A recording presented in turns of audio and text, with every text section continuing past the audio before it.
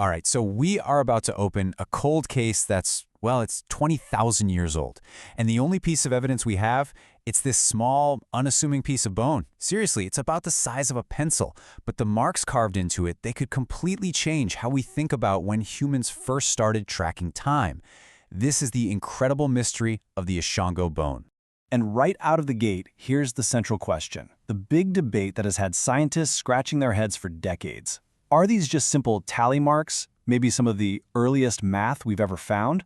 Or are we looking at something way more advanced? A sophisticated calendar meticulously charting the phases of the moon? So let's do this. Let's open up the case file. To even begin to guess what this bone might be, we first have to get a handle on what we're actually looking at, where it came from, and, what are the things we know for sure. What really makes this case so wild is its age. I mean, just look at that number. This artifact was found back in 1950 in what's now the Democratic Republic of Congo, and it dates back about 20,000 years. It's almost impossible to wrap your head around that amount of time. We're talking deep, deep into the Stone Age here. Okay, so before we jump into all the controversy, let's nail down the undisputed facts, the stuff everyone agrees on. We've got a small bone, found near a river, and it's covered in marks that were clearly carved on purpose. These aren't just random scratches, they're organized into 3 separate columns. So, here's the bottom line. Everybody agrees it's a tool for recording something. The real fight is over what exactly it was recording.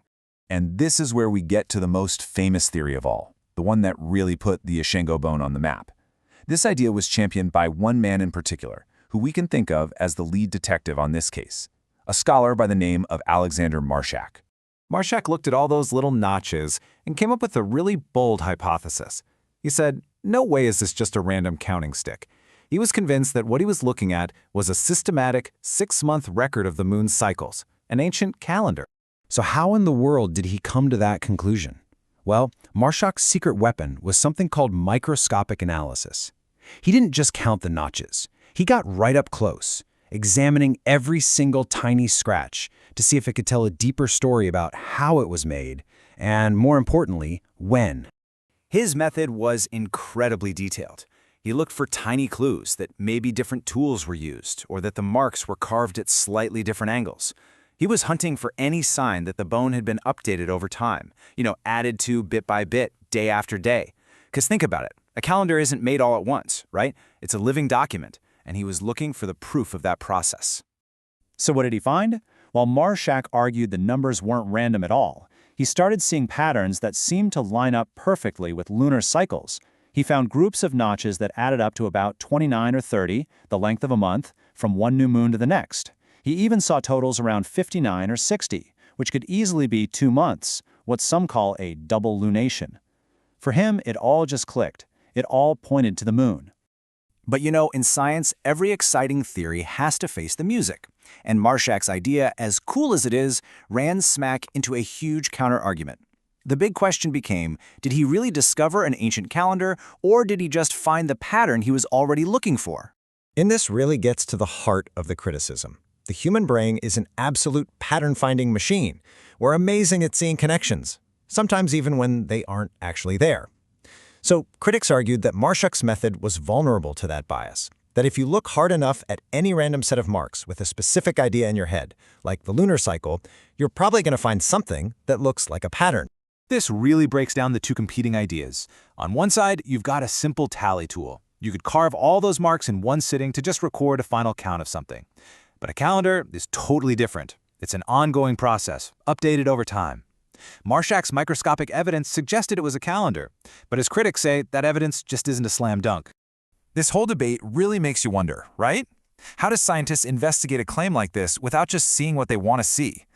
Well, it turns out archaeologists have a pretty specific toolkit, a set of rules they follow to test these kinds of extraordinary claims. And these rules are absolutely crucial. They create a structured way to look at the evidence, to weigh different theories, and to avoid falling into that trap of just finding patterns everywhere. You can think of it as a checklist for any serious archaeological detective work. So let's run through this checklist real quick. First, context. Is this a total one-off, or are there other objects like it? Second, microscopy, just like Marshack did, to see if it was made all at once. Third, you test the pattern's strength. I mean, does the lunar calendar idea really fit better than anything else? Fourth, you actively try to prove yourself wrong. Could these marks just be for better grip, or related to butchering an animal? And finally, plausibility. Was there actually a good reason for people here to even need a calendar? See, this isn't just guesswork, it's a really disciplined process. So, after all the theories, all the critiques, all the methodical checks, where does that leave us with our 20,000-year-old case? What is the final verdict on the Ishango bone? Well, the verdict from the scientific community isn't a simple thumbs up or thumbs down. Marshack's lunar theory is still seen as plausible, for sure, and it's definitely famous. But, and this is the key part, it remains unproven. The evidence is interesting, it's compelling, but it's just not conclusive enough to close the case for good. So there you have it. We're left with two strong competing theories. The lunar calendar, which has some cool patterns and that potential microscopic evidence going for it, and the simpler math or tally tool, which is also a really strong possibility. And you know, in archaeology, this kind of ambiguity isn't a failure. It's actually a sign that the system is working. Extraordinary claims require extraordinary evidence. So the case of the Ishango bone remains open. It's this incredibly tantalizing glimpse into the mind of a person who lived 20,000 years ago, a story half told in these little marks on a piece of bone. And it leaves us with this final, really fascinating question. If this one tiny artifact can hold such a deep mystery, what other ancient stories are still out there, buried in the ground, just waiting for us to find them and try to read them?